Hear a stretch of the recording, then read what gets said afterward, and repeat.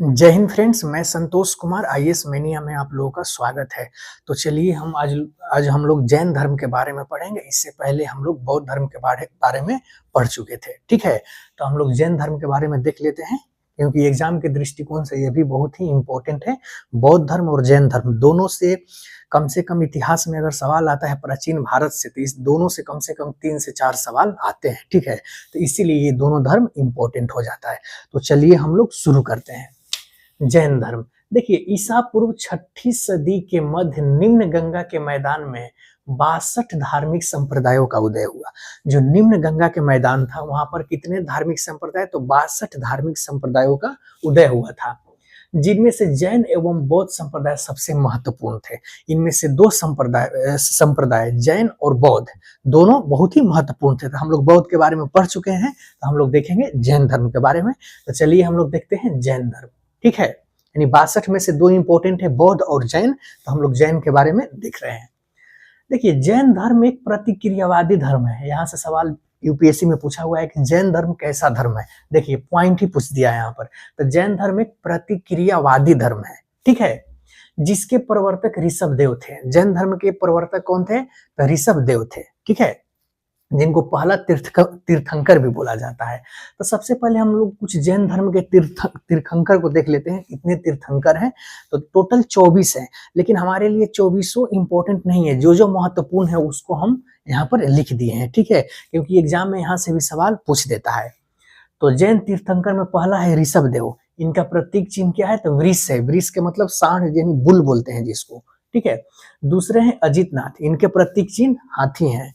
तीसरे जैन तीर्थंकर संभवनाथ थे। ठीक है, चौथे नेमिनाथ। इनका प्रतीक चिन्ह क्या है? तो नेमिनाथ का प्रतीक चिन्ह शंख है। पांचवे अरिष्ट नेमी। पांचवे नहीं, ध्यान से देखिएगा, ये नेमिनाथ जो है ये 21वें हैं। ठीक है, 21वें नंबर पर है। और 22वें नंबर पर अरिष्ट नेमी। 23वें नंबर पर है पार्श्वनाथ। ठीक है, इनका काशी से संबंध रहा है पार्श्वनाथ का। 24वें है महावीर। और एक 19वें थे मल्लीनाथ। 19वें तीर्थंकर थे मल्लीनाथ। इनको दिगंबर और श्वेतंबर संप्रदाय, दिगंबर संप्रदाय मल्लीनाथ को पुरुष माना है तथा श्वेतंबर संप्रदाय मल्लीनाथ को स्त्री माना है। तो ये हम लोग कुछ इंपॉर्टेंट हम लोग 4-5 देख लिए जो जैन तीर्थंकर हैं। यहाँ से एग्जाम में सवाल बनता है। ठीक है, बाकी 1 से लेकर 24 तक रटने से कोई फायदा नहीं। किताब लेकर 1 से लेकर 24 तक आप लोग रट रहे हैं, उससे कोई फायदा नहीं है। जो जो इंपॉर्टेंट है मैंने उसको करा दिया। ठीक है, देखिए, जैन धर्म की उत्पत्ति जिन से हुई है। जैन धर्म की उत्पत्ति किस शब्द से हुई है? जिन से हुई है, जिसका शाब्दिक अर्थ विजेता होता है। जिन का अर्थ क्या होता है? तो जिन का अर्थ विजेता होता है। ठीक है, तो जैन धर्म की उत्पत्ति किससे हुई है? तो जिन से हुई है। और जिन का मतलब विजेता। ठीक है, जो अपने सारे इंद्रियों पर विजय पाले उसे जिन कहा गया है। ठीक है, तीर्थंकर एक शब्द है जिसे बहुत सारे स्टूडेंट घबराते हैं। मैंने एक क्लास ऑफलाइन लिया था, तो कुछ बच्चे बोल रहे थे कि सर तीर्थंकर का मतलब समझ में नहीं आया। जो मैंने उसमें तीर्थंकर का मतलब मैंने बताया भी था, लेकिन कुछ बच्चों को समझ में नहीं आया था। तो हम लोग देख लेते हैं कि तीर्थंकर का मतलब क्या होता है। देखिए, तीर्थंकर का तात्पर्य है कि जो व्यक्ति अन्य व्यक्तियों को मार्ग दिखाए, जो व्यक्ति अन्य दूसरे व्यक्ति को मार्ग दिखाए उसको, यानी मार्ग पहले से पता है कि हमें इस मार्ग पर चलना है और वो दूसरों को भी मार्ग दिखाए, उसी को क्या बोला गया है? तीर्थंकर बोला गया है। ठीक है, तो चलिए हम लोग सबसे जो इंपॉर्टेंट है, जो एग्जाम के दृष्टिकोण से है, उसके बारे में हम लोग चलते हैं। ठीक है, तो हम लोग शुरू करते हैं। जैन धर्म के जो 24वें और अंतिम तीर्थंकर थे महावीर, यहीं से एग्जाम में सवाल बहुत ज्यादा बनता है। तो महावीर के बारे में हम लोग शुरू करते हैं। देखिए, महावीर का जन्म 540 ईसा पूर्व के कुंडग्राम वैशाली में हुआ था। इनका जन्म कब हुआ था? 540 ईसा पूर्व, जिसको बीसी बोलते हैं, कुंडग्राम वैशाली में हुआ था। ठीक है, इनका बचपन का नाम वर्धमान था। महावीर का बचपन का नाम क्या था? तो वर्धमान था। ये ज्ञात्रक वंश से संबंधित थे। किस वंश से संबंधित थे महावीर? तो ज्ञात्रक वंश से, ज्ञात्रक के क्षत्रिय वंश से संबंधित थे ये। ठीक है, महावीर के पिता का नाम सिद्धार्थ था। इनके पिता का नाम क्या था? तो सिद्धार्थ था। गौतम बुद्ध नहीं थे, ध्यान रखिएगा, उलझना नहीं है। सिद्धार्थ का मतलब है बुद्ध से मत मानिएगा, क्योंकि महावीर के पिता का नाम भी सिद्धार्थ ही था, जो गौतम बुद्ध नहीं थे। ठीक है, तो इनके पिता का नाम सिद्धार्थ था तथा माता का नाम त्रिशला था। यानी महावीर की माता का नाम क्या था? तो त्रिशला था। लिच्छवी शासक चेटक की बहन थी। त्रिशला कौन थी? तो लिच्छवी के शासक राजा चेटक की बहन थी। इनकी पत्नी का नाम यशोदा था। पत्नी का नाम क्या था महावीर की? तो यशोदा था। तथा इनकी पुत्री का नाम प्रियदर्शनी था। महावीर की पुत्री का नाम क्या हुआ? प्रियदर्शनी। और इनके दामाद कौन थे? तो दामाद इनके जमाली थे। ठीक है। तो महावीर के बारे में थोड़ा सा हम लोग डेटा देख लिए। इनका जन्म 540 ईसा पूर्व के वैशाली के कुंडग्राम नामक गांव में हुआ था। इनके पिता के नाम क्या था? तो इनके पिता का नाम सिद्धार्थ था, माता का नाम त्रिशला थी। इनकी पत्नी का नाम यशोदा तथा बेटी का नाम इनका प्रियदर्शनी था और दामाद का नाम जमाली था। ठीक है। बेसिक चीज महावीर से हम लोग इतना देख लिए जो एग्जाम में, वनडे एग्जाम में यहाँ से सवाल पूछता है। ठीक है। महावीर 30 वर्ष की अवस्था में अपने बड़े भाई नंदीवर्धन से आज्ञा लेकर गृह त्याग किए थे, घर त्याग कर दिए थे। ठीक है। नंदीवर्धन से आज्ञा लेकर गृह त्याग किए थे तथा 12 वर्ष की कठोर तपस्या के बाद 42 वर्ष की आयु में उन्हें जुम्भिका ग्राम, ध्यान रखिएगा कहां पर? तो जुम्भिका ग्राम के पास रिजुपालिका नदी के तट पर साल वृक्ष के नीचे इन्हें ज्ञान की प्राप्ति हुई थी। ठीक है। यानी 30 वर्ष की आयु में अपने बड़े भाई नंदीवर्धन से आज्ञा लेकर ये गृह त्याग किए तथा 12 वर्ष के कठोर तपस्या के बाद 42 वर्ष के एज में इनको ज्ञान की प्राप्ति हुई थी। और ज्ञान की प्राप्ति कहाँ हुई थी? तो जुम्भिका ग्राम के पास रिजुपालिका नदी के तट पर। और कौन सा वृक्ष? तो साल वृक्ष के नीचे। और बुद्ध धर्म का, गौतम बुद्ध का ज्ञान की प्राप्ति कहाँ हुई थी? आप लोग कमेंट में बताइएगा कि गौतम बुद्ध के ज्ञान की प्राप्ति किस वृक्ष के नीचे हुई थी। महावीर की ज्ञान की प्राप्ति किस वृक्ष के नीचे हुई है? तो साल वृक्ष के नीचे। ठीक है। इसके बाद महावीर को जिन या विजेता कहा गया। ठीक है। ज्ञान प्राप्ति के बाद महावीर को विजेता या जिन कहा गया। ठीक है। इनके अन्य नाम भी था, निग्रंथ, केवलिन। ये महावीर का अन्य नाम है, केवलिन एग्जाम में पूछा हुआ है। ठीक है। तो केवलिन महावीर का एक अन्य नाम भी है। 468 ईसा पूर्व में 72 वर्ष की अवस्था में पावापुरी में महावीर की मृत्यु हो जाती है। ठीक है। महावीर की मृत्यु 72 वर्ष की आयु में 468 ईसा पूर्व में इनकी मृत्यु हो जाती है। किनकी? तो महावीर की। ठीक है। और मृत्यु कहाँ होती है? इनकी मृत्यु पावापुरी में होती है। चलिए हम लोग आगे चलते हैं। अब जैन धर्म के सिद्धांत हम लोग देख लेते हैं कि जैन धर्म के क्या क्या सिद्धांत हैं। इससे पहले हम महावीर के बारे में थोड़ा जीवन परिचय देख लिए थे। अब एग्जाम के दृष्टिकोण से ये इंपॉर्टेंट वाला पोर्शन पर हम लोग आ रहे हैं। तो जैन धर्म के सिद्धांत, इसमें 5 महाव्रत के सिद्धांत है। ये पांचों आप लोग इसको याद कर लीजिएगा क्योंकि एग्जाम में ये सवाल पूछता है। तो पहला है अहिंसा। अहिंसा का मतलब हिंसा नहीं करना। दूसरा महाव्रत है सत्य। सत्य का मतलब झूठ नहीं बोलना।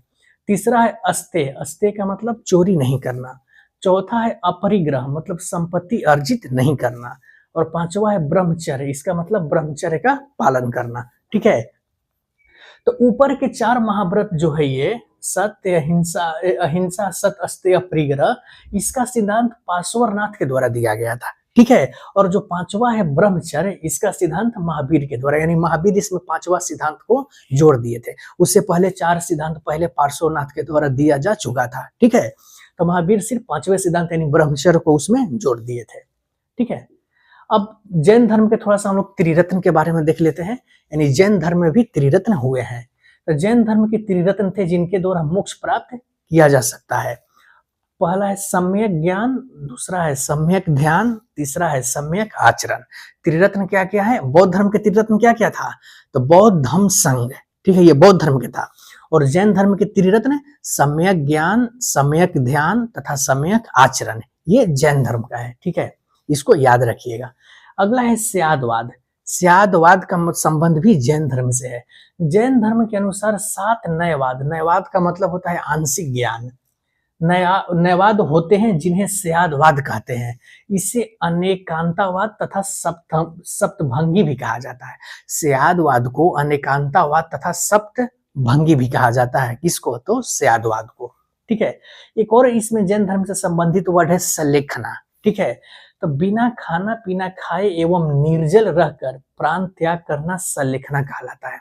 सलेखना में क्या होता है कि जो व्यक्ति सलेखना विधि के द्वारा मृत्यु उसकी होती है, वो सबसे पहले खाना, कहा जाता है कि सबसे पहले खाना कम करता है। आज थोड़ा सा खाया, फिर थोड़ा थोड़ा धीरे धीरे करते करते वो कुछ बिना खाए पिए रह जाएगा। ठीक है।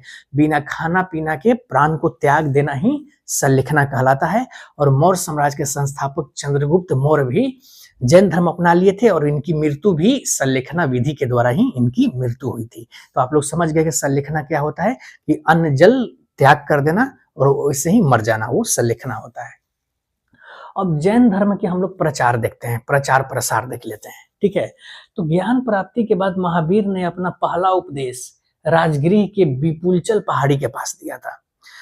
अब बौद्ध धर्म और जैन धर्म को आप लोग दोनों को मैच करके पढ़िएगा तो ज्यादा समझ में आएगा। बौद्ध धर्म के संस्थापक गौतम बुद्ध थे और इन्होंने अपना पहला उपदेश कहाँ दिया था, तो पहला उपदेश इन्होंने सारनाथ बनारस में दिया था। और ज्ञान प्राप्ति के बाद महावीर ने अपना पहला उपदेश कहाँ दिए थे, तो ये राजगृह में दिए थे, विपुलचल पहाड़ी के पास दिए थे, ठीक है। जमाली इनके पहले शिष्य बने थे, यानी जो महावीर के दामाद थे जमाली इनके पहले शिष्य बने थे, ठीक है। चंदना महावीर की प्रथम भिक्षुणी थी और लड़की में जो स्त्री में बनी थी जिसका नाम था चंदना, ये महावीर की प्रथम भिक्षुणी थी, ठीक है। अगला है महावीर के प्रधान शिष्यों की संख्या 11 थी। एग्जाम में ये सवाल पूछा हुआ है कि महावीर के प्रधान शिष्यों की संख्या कितनी थी, तो 11 थी, जिन्हें गणधर कहा जाता था। क्या कहा जाता था, तो गंधर कहा जाता था उन्हें, ठीक है। महावीर ने प्राकृत भाषा में धर्म प्रचार किया था। महात्मा बुद्ध कौन सी भाषा में किए थे, तो महात्मा बुद्ध पाली भाषा में किए थे। और महावीर किस भाषा में अपने धर्म का प्रचार प्रसार किए थे, तो ये प्राकृत भाषा में अपने धर्म के प्रचार प्रसार किए थे। कौन, तो महावीर, ठीक है। चलिए हम लोग आगे देख लेते हैं। अब जैन धर्म का विभाजन थोड़ा सा देख लेते हैं कि जैन धर्म के विभाजन आखिर कैसे हुआ था। देखिए, जैन ग्रंथ परिशिष्ट पर्वन, एक जैन ग्रंथ है जिसका नाम है परिशिष्ट पर्वन। किसके द्वारा लिखा गया है, तो हेमचंद के द्वारा लिखा गया है, ठीक है। के अनुसार, यानी जैन ग्रंथ परिशिष्ट पर्वन के अनुसार मगध में 12 वर्षों तक एक लंबा अकाल पड़ा था, ठीक है। अतः बहुत से जैन भद्रबाहु के नेतृत्व में श्रवण बेलगोला कर्नाटक चले गए थे, यानी भद्रबाहु के नेतृत्व में श्रवण बेलगोला वो लोग चले गए। शेष जैन लोग स्थूलभद्र के नेतृत्व में मगध में ही रुक गए, शेष स्थूलभद्र के नेतृत्व में मगध में ही रुक गए। बाद में दोनों में क्या होता है कि बाद में दोनों में मतभेद होता है और इसी मतभेद को दूर करने के लिए पाटलिपुत्र में एक परिषद का आयोजन किया जाता है, ठीक है। तो हम लोग देख लेते हैं थोड़ा सा। जैन, जैसे बौद्ध संगीति 4 हुई थी, उसी तरह से जैन संगीति भी हुई थी जो 2 हुई थी। तो प्रथम जैन संगीति और दूसरी जैन संगीति। प्रथम जैन संगीति 300 ईसा पूर्व में हुआ था और दूसरी जैन संगीति 512 एडी में हुआ था। तो प्रथम जैन संगीति के बारे में देखते हैं। प्रथम जैन संगीति के अध्यक्ष स्थूलभद्र थे, स्थान था पाटलिपुत्र, शासक थे चंद्रगुप्त मौर्य, तथा परिणाम क्या हुआ कि जैन धर्म श्वेतांबर एवं दिगंबर 2 शाखा में बट गया। जैन धर्म 2 शाखा में कब बटा था, तो प्रथम जैन संगीति के बाद, और श्वेतांबर और दिगंबर 2 भागों में। श्वेतांबर का मतलब होता था जो श्वेत वस्त्र पहनते थे और दिगंबर का वस्त्र मतलब होता था जो बिना कपड़े त्याग देते थे, यानी वो नंगे रहते थे, वो दिगंबर कहलाते थे, ठीक है। और जो श्वेत वस्त्र पहनते थे वे श्वेतांबर कहलाते थे। अब दूसरी जैन संगीति जो हुआ था, इसके अध्यक्ष थे क्षमा श्रवण। कौन थे, तो क्षमा श्रवण। स्थान वल्लभी में हुआ था। दूसरी जैन संगीति वल्लभी गुजरात में हुआ था और इसका परिणाम क्या हुआ था, तो जैन ग्रंथों को अंतिम रूप से लिपिबद्ध किया गया था, ठीक है। यानी दूसरी जैन संगीति में क्या हुआ था कि जैन ग्रंथों को अंतिम रूप से लिपिबद्ध किया गया था। नेक्स्ट है जैन साहित्य। हम लोग जैन साहित्य के बारे में भी देख लेते हैं। देखिए, जैन साहित्य को आगम कहा जाता है। बहुत बार एग्जाम में पूछा हुआ है कि जैन साहित्य को क्या कहा जाता है, तो जैन साहित्य को आगम कहा जाता है। इसमें 12 अंग, 12 उपांग, 10 प्रकीर्ण, 6 छेद एवं 4 मूल सूत्र है। ये जैन ग्रंथ में है। जैन धर्म के ग्रंथ अर्धमगधी में लिखे गए थे। ध्यान रखिएगा, जैन धर्म के ग्रंथ किस भाषा में लिखे गए थे, तो अर्धमगधी भाषा में लिखे गए थे। भद्रबाहु ने कल्पसूत्र को संस्कृत में लिखा था। भद्रबाहु के द्वारा एक कृत है कल्पसूत्र, इसको संस्कृत भाषा में लिखा था, ठीक है। नेक्स्ट है भगवती सूत्र। यह महावीर के जीवन पर प्रकाश डालता है। भगवती सूत्र किस पर प्रकाश डालता है, तो महावीर के जीवन पर, तथा इसी में 16 महाजन पदों का उल्लेख मिलता है। यानी भगवती सूत्र से ही पहली बार 16 महाजन पदों का उल्लेख मिलता है। ये जैन ग्रंथ है, ठीक है। जैन भिक्षुओं के आचार नियमों का उल्लेख आचारांग सूत्र में उल्लेखित है। और जैन भिक्षुओं के लिए जो आचार नियम था वो किस में उल्लेखित था, तो वो आचारांग सूत्र में उल्लेखित था। तो हम लोग जैन धर्म के जितने भी इंपॉर्टेंट चीज था हम लोग सबको देख चुके हैं। तो हम लोग बौद्ध धर्म भी पढ़ चुके हैं और आज जैन धर्म भी कंप्लीट हो गया। इसको रिवीजन कीजिएगा, क्योंकि जैन धर्म में मैंने जितना अभी तक पढ़ाया है वनडे एग्जाम के दृष्टिकोण से यहाँ से बाहर एक भी सवाल नहीं जाएगा। ये दरोगा मेंस के लिए भी बहुत ही इंपॉर्टेंट हो जा रहा है। ठीक है, तो चलिए आप लोग इसको रिवीजन कीजिएगा। अगला क्लास हम लोग कल मिलते हैं। धन्यवाद।